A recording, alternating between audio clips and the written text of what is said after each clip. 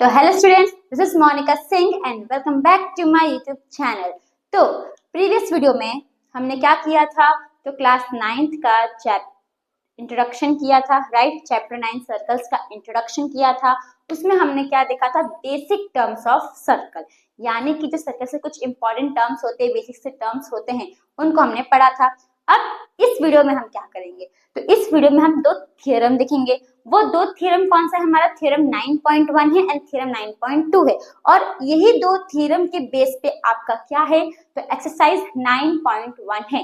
तो इस वीडियो में हम दो थ्योरम देखेंगे और एक्सरसाइज 9.1 को पूरा कर देंगे। ओके, तो अब देखो यहाँ पे मैंने कुछ बोर्ड पे लिखा हुआ है, राइट। तो दो थ्योरम पे आने से पहले हम पढ़ते हैं ये सेंटेंस। अब इस सेंटेंस का मतलब क्या होता है, देखो, angle subtended bye a cord at a point. Subtended word का मतलब क्या होता है, एंगल फॉर्म होना, एंगल बनाना, ठीक है। तो देखो अब इसमें क्या बोला है कि angle subtended bye a cord at a point, यानी कि आपको एंगल बनाना है। किससे एंगल बनाना है, तो कॉर्ड का यूज करके बनाना है। और पॉइंट आपका सेंटर भी हो सकता है, या फिर सर्कल के ऊपर भी कोई भी आपका पॉइंट हो सकता है, ठीक है। अब कैसे बनाते, समझो समझो, देखो यहाँ पे हमारा क्या है, यहाँ पे हमारा सेंटर है, ठीक है। यहाँ पे हमारा एक कॉर्ड है, ऐसे एक कॉर्ड है। तो आप इस सेंटर को ये कॉर्ड से जोड़ दोगे तो यहाँ पे हमारा क्या बन जाएगा, एंगल बन जाएगा, ठीक है। ऐसे हम क्या करते हैं, कॉर्ड और पॉइंट का यूज करके हम क्या बनाते हैं, एंगल बनाते हैं। अब खाली सेंटर पे ही एंगल बन सकता है क्या, नहीं, सर्कल पे कोई भी पॉइंट के ऊपर भी एंगल बन सकता है। सपोज मैंने यहाँ पे एक पॉइंट ले लिया, तो अब इसको मैं इससे जोड़ दूंगी, इसको मैं इससे जोड़ दूंगी, तो अब ये भी मेरा क्या बन गया, एंगल बन गया। अब सपोज मैं यहाँ पे एक मैंने पॉइंट लिया, राइट। अब इसको मैंने इससे जोड़ दिया, इसको मैंने इससे जोड़ दिया, तो ये मेरा क्या बन गया, एंगल बन गया।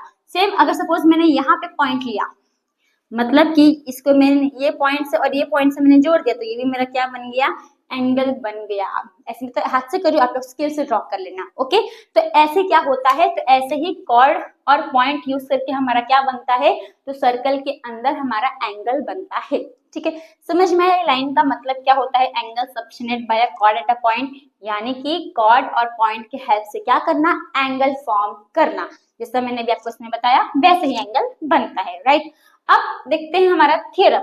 अब थ्योरम 9.1 हमें क्या बोलता है, देखो बहुत ही इजी, कुछ हार्ड नहीं है, ठीक है।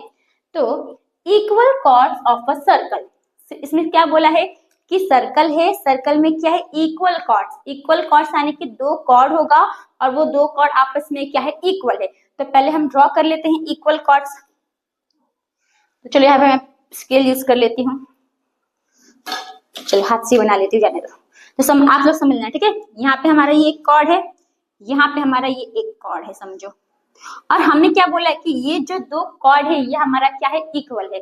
सपोज मैंने इसका नाम दे दिया ए बी, इसका नाम दे दिया सी डी। तो देखो अच्छे से पहले थ्योरम पढ़ने का, equal chords of a circle, यानी कि सर्कल है, सर्कल के अंदर दो कॉर्ड है और ये दो कॉर्ड आपस में क्या है, तो ये दो कॉर्ड आपस में इक्वल है, ये हमें दिया है। फिर subtend equal angles eight the centre. अब सेंटर बोला है, समझो इसका सेंटर यहाँ पे कहीं होगा, राइट, यहाँ पे होगा।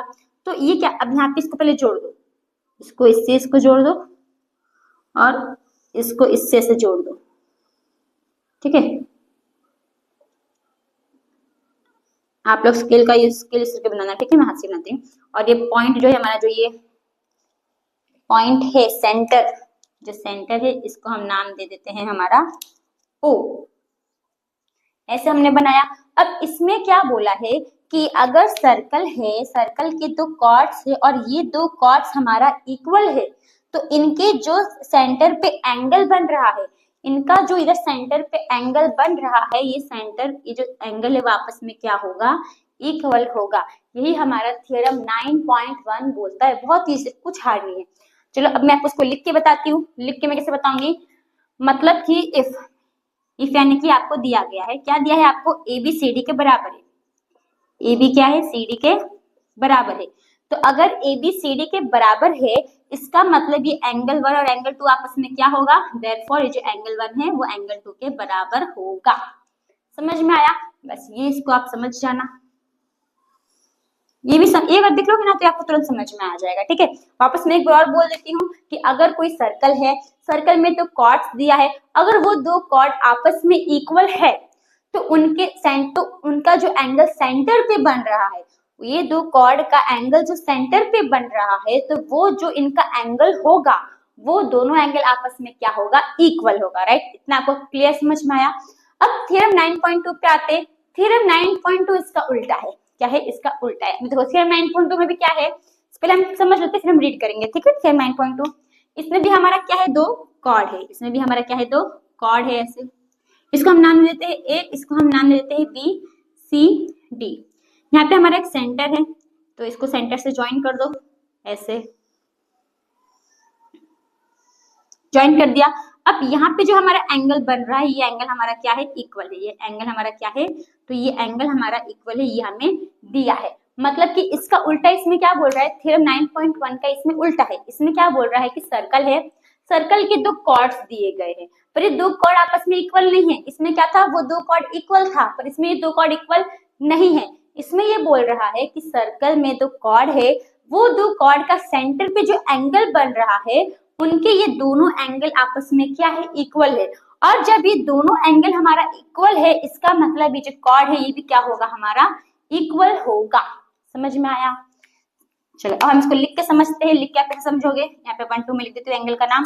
सपोज आपको इसमें एंगल 1 एंगल 2 इक्वल दिया है। इफ जो एंगल 1 है वो एंगल 2 के बराबर है, तो इसका मतलब देयरफॉर ये जो कॉर्ड होगा वो भी आपस में क्या होगा, बराबर होगा। यानी कि A B but equals to C D. आ गया, तो आप इसको समझ जाना, ठीक है। मैं लिख इसलिए रही है ताकि आपको चीज समझ में आ जाए। अब हम पढ़ते हैं हमारा थ्योरम 9.2। तो देखो, if the angle subtended by the chords of a circle at the centre, यानी कि सेंटर दो कॉर्ड है, दो कॉर्ड और सेंटर से हमारे जो दो एंगल बन रहे हैं, दो कॉर्ड है, इस सेंटर से जो दो एंगल बन रहे हैं, ये दो एंगल हमारा आपस में इक्वल है।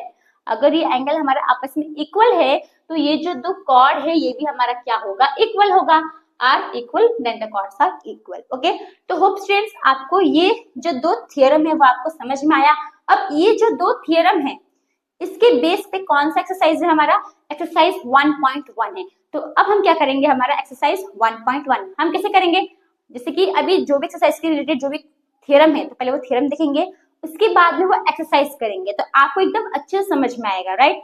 अगर सब थ्योरम कर लेंगे फिर एक्सरसाइज करेंगे तो फिर आपको समझ में नहीं आएगा, थोड़ा थ्योरम भूलते चले जाओगे आप। इसके लिए पहले हम थ्योरम करेंगे, फिर उसके रिलेटेड जो एक्सरसाइज होगा फिर हम वो करेंगे।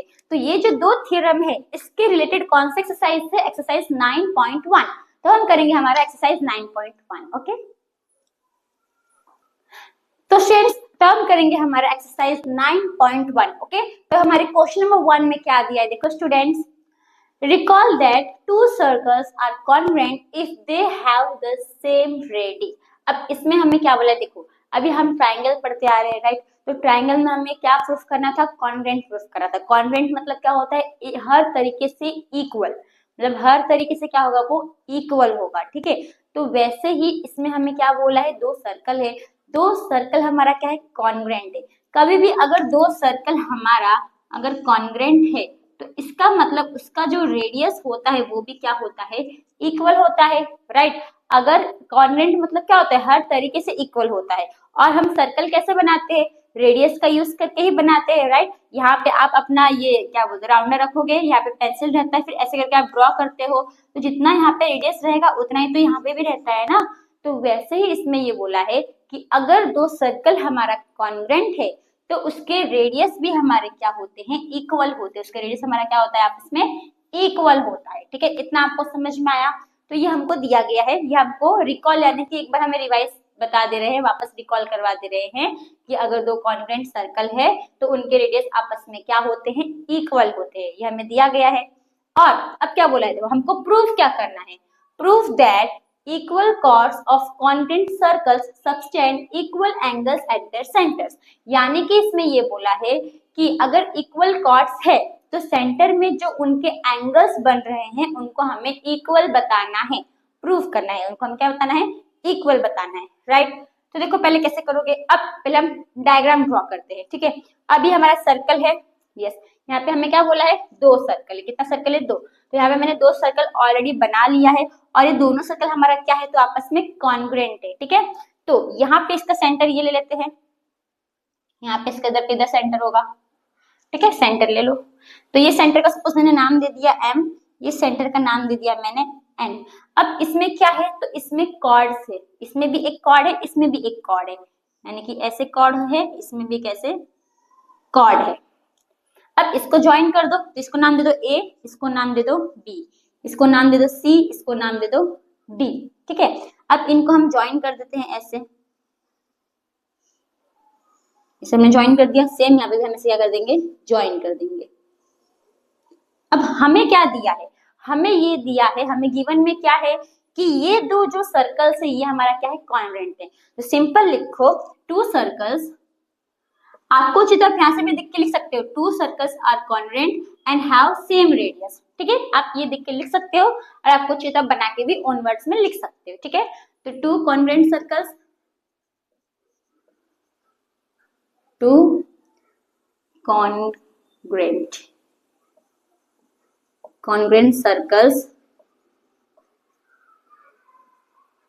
congruent circles with center, इनका सेंटर क्या है, m and n, with centers m and n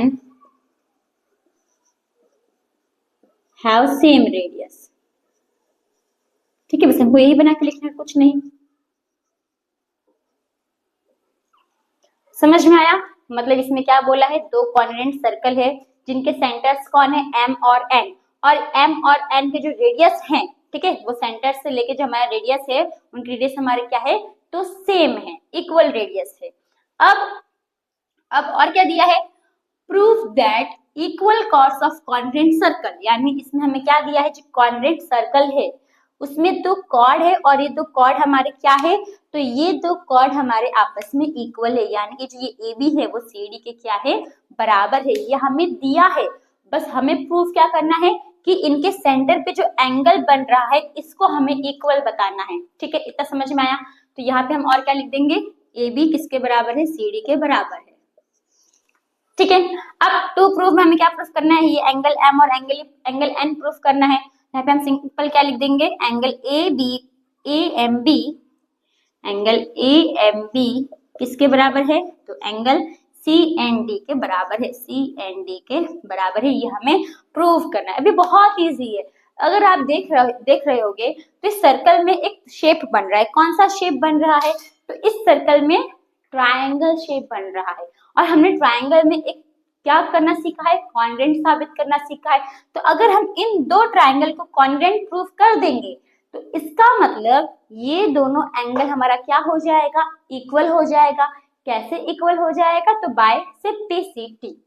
समझ में आया आप लोगों को, बस वैसे ही हमें करना है। तो देखो कैसे आप प्रूफ करोगे, तो पहले क्या लिखोगे, in triangle AMB and triangle CND, in 2 triangle में एक तो हमें ABCD आपस में बराबर है, हमें दिया गया है, तो आप क्या लिख दोगे, गिवन। फिर ये जो AM होगा ये CN के बराबर होगा।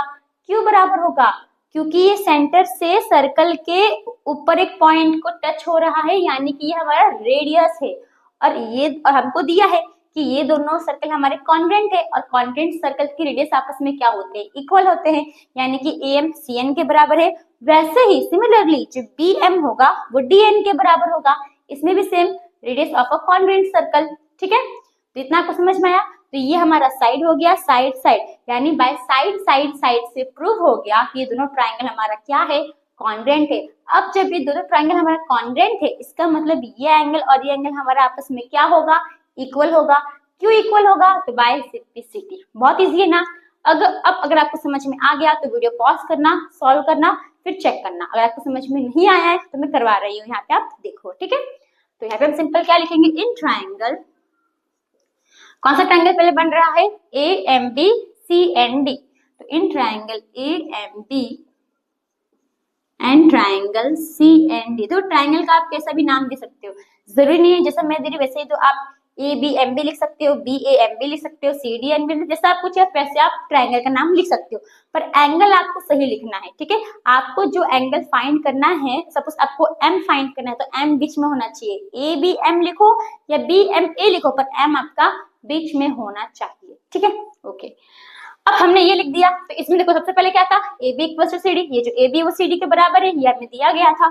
सिंपल क्या लिखोगे, A B equals to C D, bracket में क्या लिख दोगे, गिवन, ठीक है।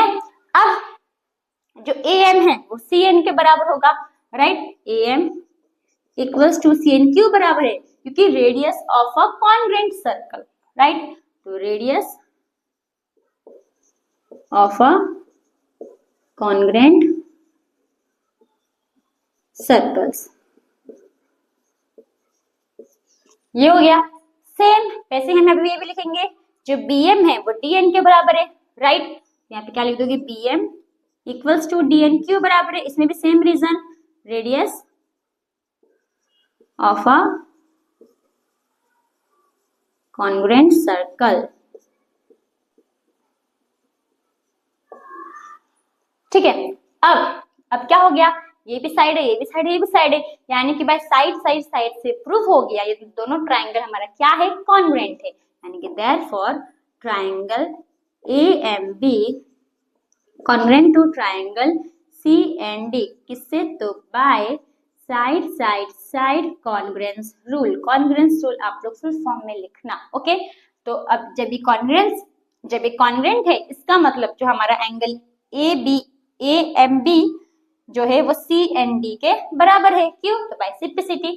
तो यहाँ से हम ये लिख सकते हैं, जो एंगल हमारा ए एम बी है वो इक्वल है एंगल सी एन डी के, क्यों, तो बाय सिम्प्लिसिटी। तो आगे हमारा आंसर ये हमें प्रूफ करना था। तो अब यहाँ से हमें सेंटेंस लिख सकते हैं, hence equal chords of congruent circles subtend equal angles at their center। यहाँ से हम ये लाइन लिख सकते हैं, hence equal chords of congruent circles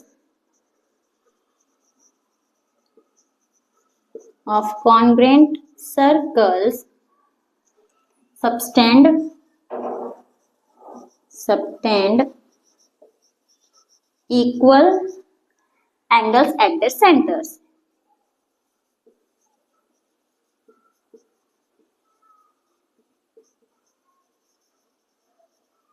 तो आगे हमारा आंसर तो इजी था ना स्टूडेंट्स। होप आपको जो क्वेश्चन नंबर 1 है वो आपको समझ में आया। तो हम आते हैं हमारे नेक्स्ट क्वेश्चन यानी क्वेश्चन नंबर 2 के ऊपर। तो स्टूडेंट्स तो हम करेंगे हमारा क्वेश्चन नंबर 2। अभी क्वेश्चन नंबर 2 में देखो क्या दिया है, तो अभी आप देख रहे होगे बोर्ड पे, तो आप लोग सोच रहे होगे कि मैम ने तो सब रबी ने किया है, जैसा पहले में से मैम ने लिखा था क्वेश्चन नंबर 1 में जो लिखा था वही लिखा है, राइट, ऐसा आप लोग को लग रहा होगा। तो देखो मैं आपको बताऊंगी कि मैंने क्यों ऐसे लिखा है। तो पहले हम क्वेश्चन नंबर 2 पढ़ते हैं, ठीक है। तो क्या दिया है, prove that if chords of congruent circle.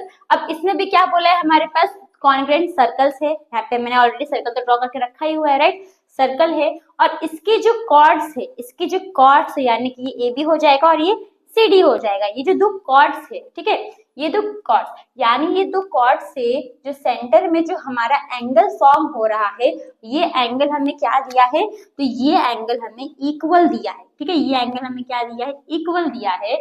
तो हमें ये बताना है कि इनके कॉर्ड्स भी हमारे क्या होंगे, इक्वल होंगे, ये हमें बताना है। मतलब अगर आप देखोगे जैसा हमने क्वेश्चन नंबर 1 में किया वैसे ही क्वेश्चन नंबर 2 में है, बस क्वेश्चन नंबर 2 में क्या है, उसका उल्टा है। क्वेश्चन नंबर 1 में क्या था, हमें कॉर्ड इक्वल दिया हुआ था, हमें ये एंगल को इक्वल साबित करना था। वैसे ही हमारा क्वेश्चन नंबर 2 में क्या है, हमें ये एंगल्स इक्वल दिया है, हमें ये कॉर्ड को इक्वल साबित करना है।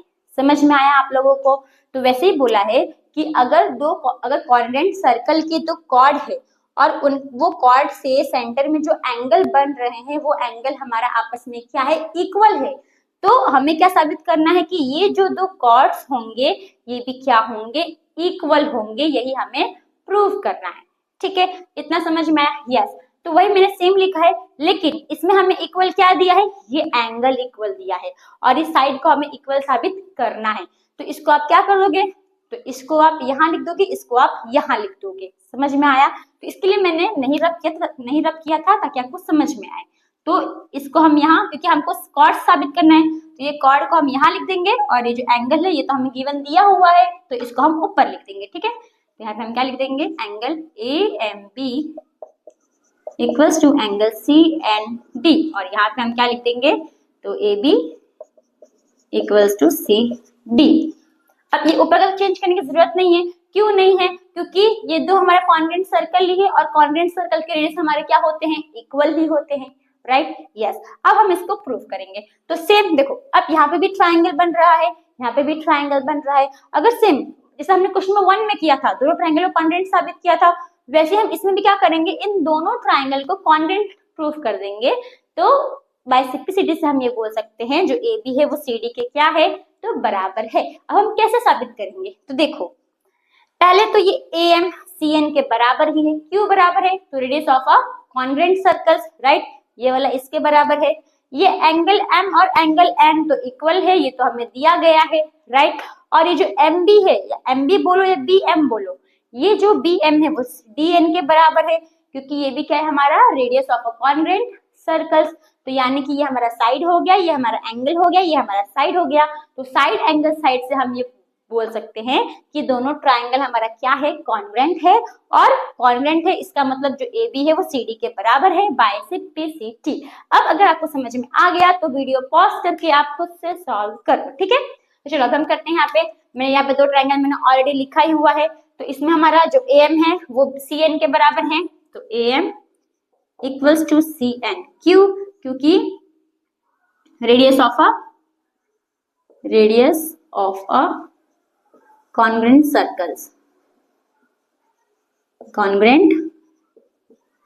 सर्कल्स।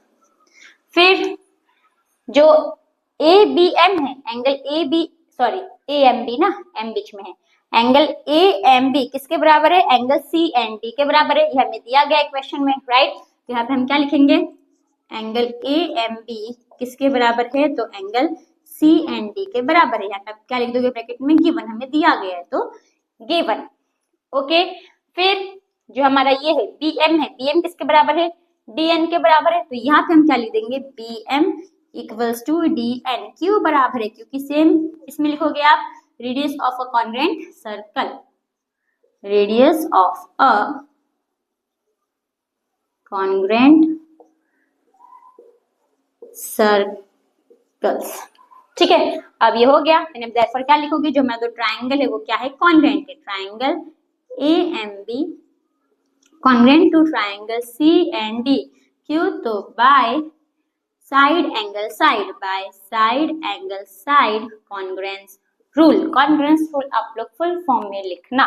तो यानी इससे हम ये बोल सकते हैं कि जो हमारा AB है वो CD के क्या है, तो इक्वल है। तो यानी कि AB इक्वल्स टू CD। क्यों, तो बाय सिंप्लिसिटी हमने प्रूफ कर दिया। अब हम एक सेंटेंस लिख लेंगे हेंस करके, the chords of congruent circles subtend equal angles at their centers, then the chords are equal. Thus, hence, या फिर thus लिखो, hence लिखो, जो लिखना है वो लिखो। ठीक है, या फिर सिंपल लिख दो। हाँ, चलो लिखो,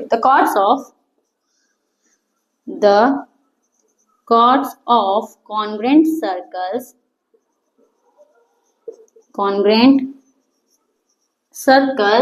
subtend equal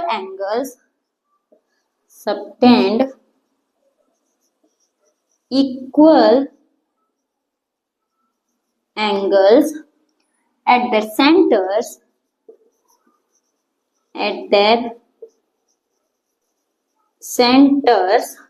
then the chords are equal.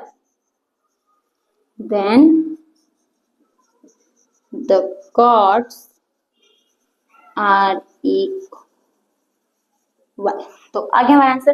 वैसे तो सेंटेंस नहीं लिखोगे तो भी चलेगा, लिखोगे तो भी चलेगा, पर देख के ही लिखना है, क्या ही जाएगा लिखने में। राइट, तो फ्रेंड्स आपको जो क्वेश्चन नंबर 2 है वो समझ में आया। तो एक्सरसाइज 9.1 में हमारा ये दो ही क्वेश्चन था और ये दोनों क्वेश्चन हमारे क्या थे, बहुत इजी थे ना। तो आपको एक्सरसाइज 9.1 समझ में आया। तो नेक्स्ट वीडियो में हम हमारा क्या करेंगे, तो कुछ थ्योरम्स करेंगे और फिर एक्सरसाइज 9.2 करेंगे। ठीक है, तो थैंक यू फॉर वॉचिंग।